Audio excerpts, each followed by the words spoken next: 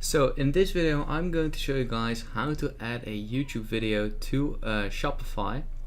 It's very easy, so yeah, let's get started right away. So what you want to do is open up Shopify, of course, and go to your products. Once you're here, select, for example, this product right here.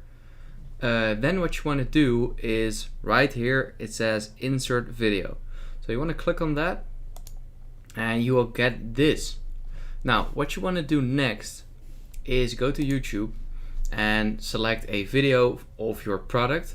For the sake of this tutorial, I'm just gonna click a random video, this one for example, and then what you want to do is don't copy this link, just click on share and choose embed, and then click on copy right here. And now you have copied this embed, and what you want to do next is just paste it in right here, and as you can see it has now been pasted in, and click on insert video, and there you go, the video has now been inserted by the product.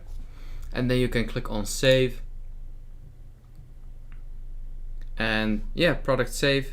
So if this video helps you out, make sure you leave a like and let me know in the comments if it worked, and I'll see you next time. Have a good day.